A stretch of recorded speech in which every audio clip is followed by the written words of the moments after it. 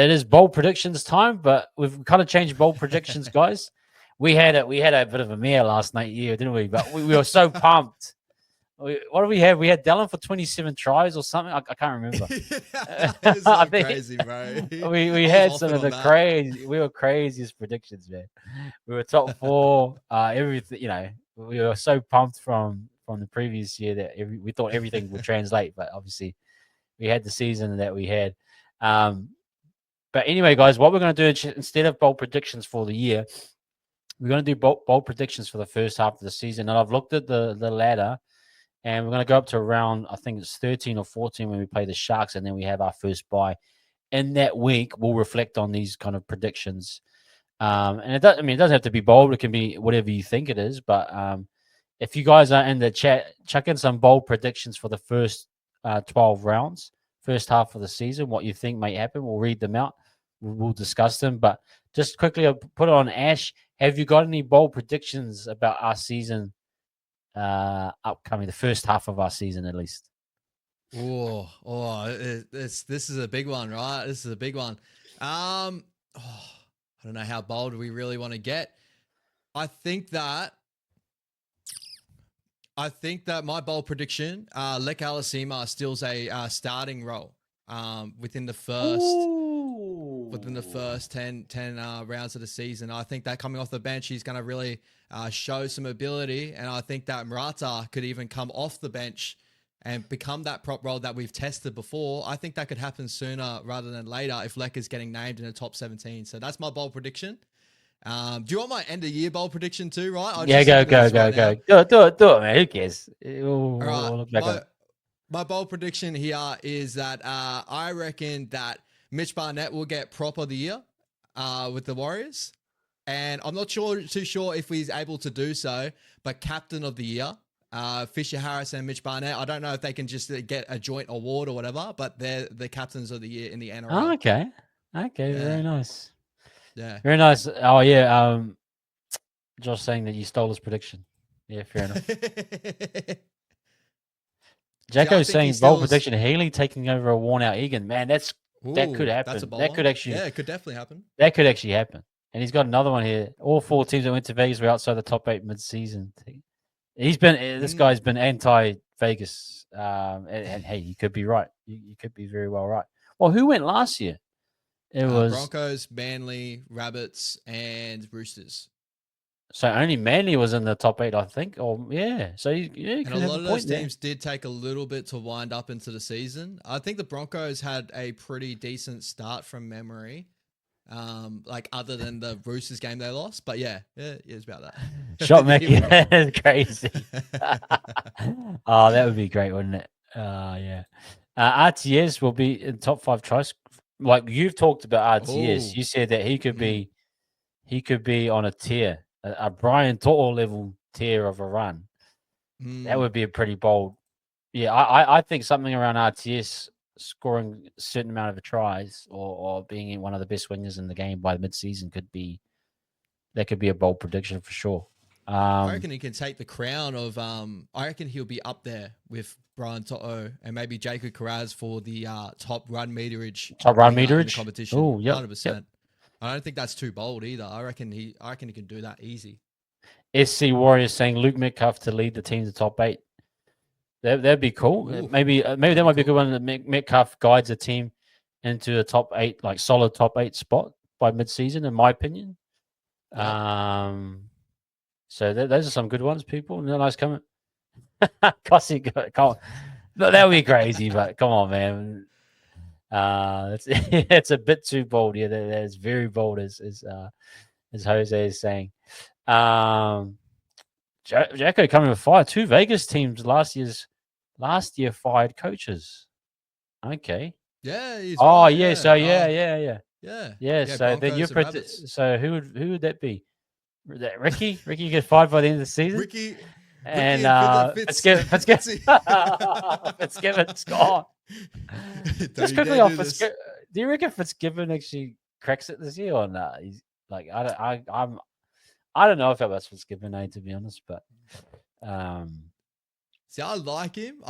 Yeah, As a coach and that. But you and your Sharks fight. I love this, mate. I love that. yeah, You yeah. and your No, Sharkies. no. Nice, Jez. Artists to continue the old double-handed tries. I don't Not think the you old get away with touchline. it. I just do not think you got to be able to go one hand in the corner. You just have to. Mm, Oh, Esky, man, that's a good one. Toby Crosby, that'd be freak. cool. That would be a cool little one out of the blue. That would have to require a Some significant injuries. injuries. Yeah. So maybe an injury prediction might be like 10 injuries by mid-season. Far out, that'd be crazy. Unless he has some Um, otherworldly form in New South Wales Cup this year. I think that, but would love to see it because he's got a ton of potential. But yeah, yeah, Metcalf top 10 and Delhi M when it goes dark. Okay, I very like that. nice. I do like that. Well, that's an interesting one. Bold prediction: TMM takes over at fullback by round 6. CNK at center. Very nice, Mm, very nice. These are some good ones, people. Very, very good. love it. Yeah. Okay, let's just quickly let's keep those coming. We'll see them when we're coming. But I suppose that leads towards kind of let's just call it now in terms of I like to do the halfway of the season. So I've gone to round 14, which is when we have our second bye. So there'll be 13 matches. What is your predicted kind of roughly how many games you'll win, how many games you'll lose in that period? Do you Yeah. need a thing up to what to count through? Yeah, so I'll go through one by one. So against the Raiders to start off with, I think we got a good opportunity to win that game over there against Canberra. I think it'll be a tough game, Yeah. but Manly Seagulls at Go Media, tough game there, especially with Manly are flying high, so that could go either way. But at home, that definitely helps. I'll give that a loss there just in case. The Roosters coming into the season aren't looking too hot at the moment. We usually do struggle against the Roosters, so Yep. I will give us a win there, but there is an opportunity for a loss there as well. The Tigers at Campbelltown with all the hope around them,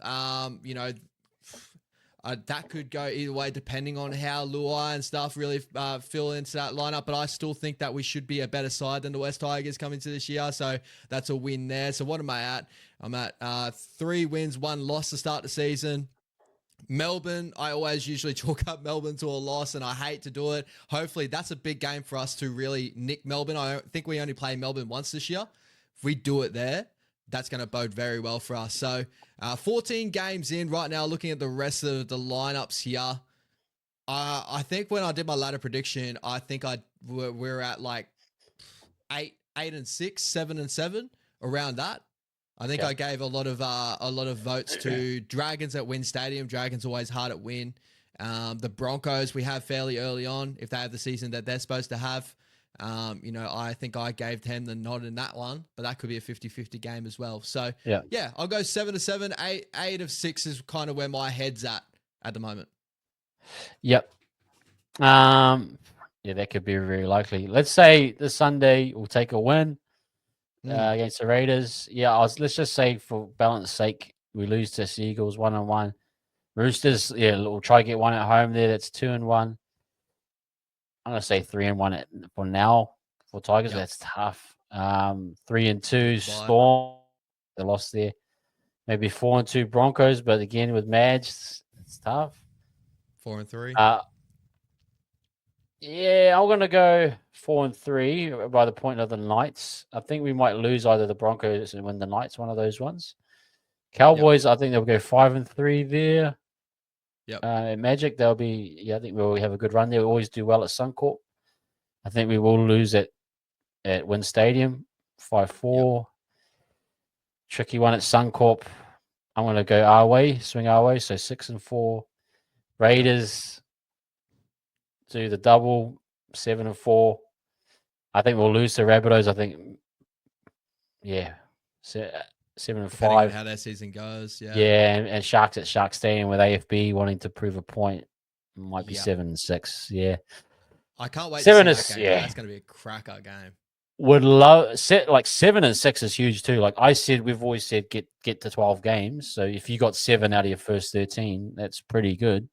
It means you're working your next, and then you got a bye coming up, and then you got Origin in between there. You've got heaps of options to And the back end's not too bad in terms of games. I mean, look, I'll just quickly go on the back end. After our last bye, you got Tigers, Knights, Titans. That's a good run. Like Dolphins, Bulldogs. You know, the Bulldogs might have a drop off, or Yep. we've always had close games with them. 100%. Dragons again, if they're having a bad year. Titans again, ridiculously bad, and Eagles. So there's like good run home. opportunities. That's a good run. Like you can't complain with that. So yeah, like I think even when I did the draw for last year, I thought this was a really good draw. So Yeah. but 7 and 6, you feel that's probably fair. Like without being a biased Warriors fans, like well, that's pretty much what I try to take into it, right? Like I Yeah. gave a lot of swing games to. I know a lot of sides that usually bode well against us. But one thing I do take note in our draw, we play a lot of decent sides at home, so we do have that little bit of a help of playing these sides at home under a home crowd. If we want to be great this year, I think we've got to take that home field advantage. So playing Manly at home's a big one. Playing the Roosters at home's big for us as well. Unfortunately, Melbourne's away, but the Broncos, if we can knock off the Broncos at home, that's a really good little look for our season.